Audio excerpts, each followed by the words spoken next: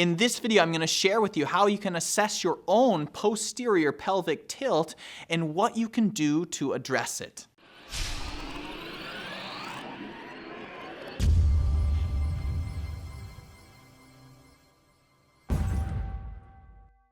How's it going, guys? This is Chris with HealthyConsumer.com, back with another episode of Working Body Wednesdays. Working Body Wednesdays is where we talk about posture, functional movement, and hardening your body so it's better able to handle the demands of daily life. If that sounds like something that's interesting to you, be sure to subscribe and hit the little bell so you never miss another video again. This is a follow-up video from a request I received on my video, What You Should Know About an Anterior Pelvic Tilt. So instead of a forwards pelvic tilt, which is quite common, today we're going to be talking about a backwards pelvic tilt or a posterior pelvic tilt. Now, there are three primary components that make up a posterior pelvic tilt, and we're going to look at them individually on the skeleton, and then I'm going to show you how you can assess them on yourself, and then I'm going to show you how you can do some self-correction for those things once you've identified which of the three factors are the biggest contributors. So when we're looking at the skeleton, we're thinking of three things that are going to pull the pelvis into a posterior or backwards tilt.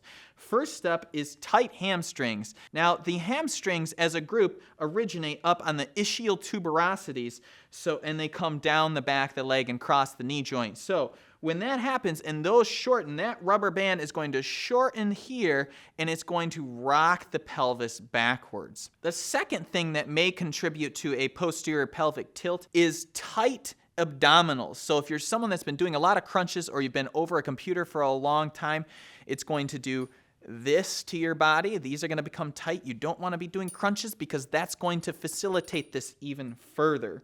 We need to, in fact, release some of this tissue because that comes up and attaches on the rib cage. Having somebody work through right up here, it's a nasty area, but having some people do some soft tissue work through the rib cage, or if you trust them and somebody that you trust, having them work down by the pubic bone right off to the side is where this originates. It's a big, long muscle here that also interacts with the linea aspera along the middle of your stomach there. So having somebody work above the pubic bone, do some cross-friction massage through there if you feel comfortable with them, and then working on balls through these areas. You got to be careful because the ribs, this is a cartilaginous area and it could be prone to dislocating a rib, so it's better to just work between the ribs, along the ribs, and get some of that tissue loosened up. The last component is weak lumbar extensors. So if these muscles here become weak on the back of the spine, they will become stretched out, and it allows the abdominals to be tight and to pull things forward. So typically, these things do not exist in isolation. It's typically a pattern where these three go together. I'm going to show you a couple quick ways that you can assess these things, and then what you can do to address them. First up is looking at the hamstrings. So to really properly assess that, we want to make sure that we're not flattening out our pelvis, and then we want to take our pubic bones down in the front so we have a little bit of a neutral pelvis. Then what we're going to do is we're going to take this leg up to 90 degrees there, tabletop, and then we're going to start to straighten the leg. And once we feel tissue resistance, that's our true hamstring length. Now, a textbook normal, which I am not, would be here, where it's straight up and down. You can see I have tight hamstrings.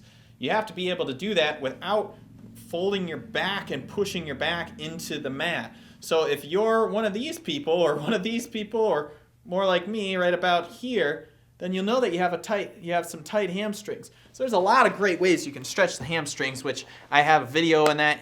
I have a video of that in the description below. A lot of ways to really isolate each part of the hamstrings. There's all kinds of videos out there. I don't think we need to go into that too much. And to really look into whether or not your abdominals are tight, when you breathe and you're upright and tall, when you expand, you may find it very difficult to expand into your abdominals. You'll also find a lot of tightness right above your pubic bones. So when you press there, it'll probably be very tender and thick. And then when you get to the ribs, right at the base of the sternum, when you press through there, you'll find a lot of thickness and irritation, and it will be hard for you to do this without just going into your low back. And so you'll find that you're more like this as a standard posture. The best way to address that is to have someone manually work through the areas between the ribs, particularly these bottom ribs where where the rectus abdominis attaches. And as I was saying, have somebody work down by the pubic bone, somebody that you feel confident with and trust. And then last up are weak lumbar extensors, the muscles that help you to do this, to help you elongate, and also they can assist with a little bit of hip extension. So I think when you are trying to work on those, you should work on both. You should work in various positions where you're in 4-point and you're making sure you're not back here. Get in a neutral pelvis, work on keeping that position, and work on sliding out the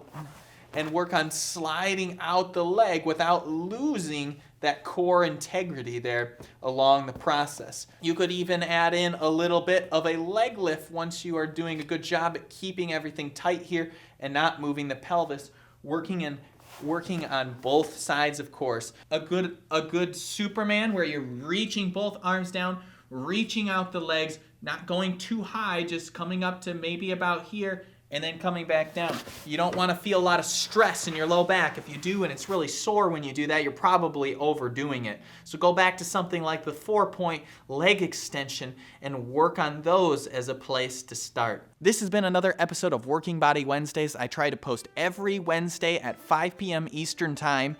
And if you enjoyed this video, be sure to subscribe and hit the little bell so you never miss another video again. I look forward to seeing you next Wednesday.